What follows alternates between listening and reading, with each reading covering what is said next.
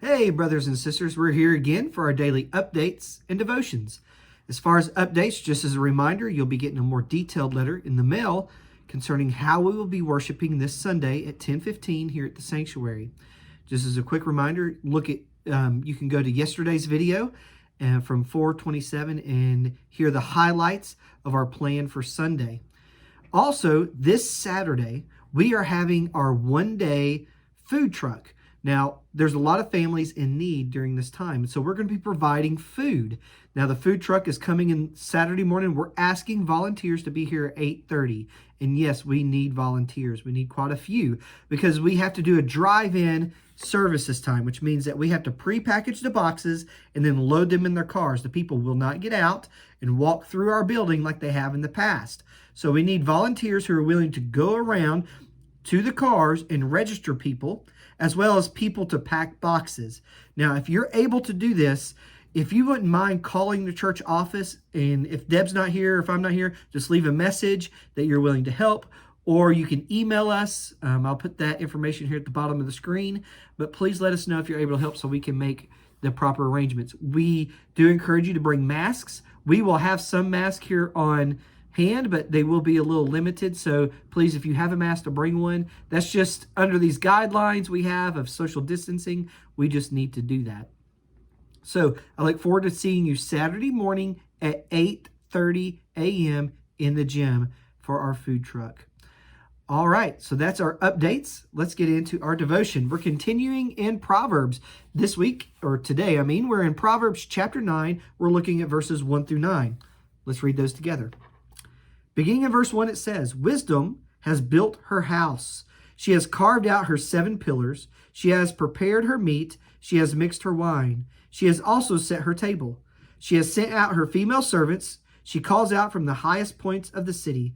Whoever is inexperienced, enter here. To the one who lacks sense, she says, come, eat my bread and drink the wine I have mixed. Leave inexperience behind, and you will live. Pursue the way of understanding. The one who corrects a mocker will bring abuse on himself. The one who rebukes the wicked will get hurt. Don't rebuke a mocker, or he will hate you. Rebuke the wise, and he will love you. Instruct the wise, and he will be wiser still. Teach the righteous, and he will learn more." So we're going to break this into 2 sections. Section 1 is verses 1 through 6. Now, 1 through 6, what are we learning about wisdom in these verses? Well, here's 4 things we're learning. 1, wisdom has been fully formed and equipped to meet your every need. Secondly, wisdom has been seeking you out, saying, here I am, come follow me. And wisdom has been preparing a path for you, a way to walk, a way to live. And then wisdom is offering you eternal life. Now, wisdom, ultimately then, based on those 4 things, is what we need. The wisdom of God just gives and gives and gives. You have so much provided for you within the wisdom of God. And that wisdom is ultimately realized in Jesus. Think about that. Jesus has given you everything you need in salvation. Jesus is seeking you out. Jesus has prepared a path for you, and Jesus is offering you eternal life. Now, how do we respond to this truth? Well, we need to realize something, that no way the world or our own smarts or ourselves could ever compare to God's wisdom. We would be foolish to assume that we can live life without the wisdom of God. But time and time again, we rely upon our feelings, our thoughts, and our own personal reason. Brothers and sisters, do not deceive yourself. Trust God. You need his wisdom. You need Jesus. So that's the first section. The second section is verses 7 through 9. So the question here is, do you want to know if you're wise? Do you want to know if you have wisdom? Simply have someone do this for you. If you want to know if you're wise or not, have someone correct you, to give you guidance on something that you think you're good at. I want you to listen to verse 7 through 9 again, and you'll understand why that question is important. Verse 7 through 9, it says, "The one who corrects a mocker will bring abuse on himself. The one who rebukes the wicked will get hurt. Don't rebuke a mocker, or he will hate you. Rebuke the wise, and he will love you. Instruct the wise, and he will be wiser still. Teach the righteous, and he will learn more. All right?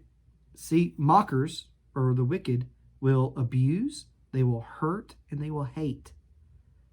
But the wise, see, they love, and they grow wiser, and they learn.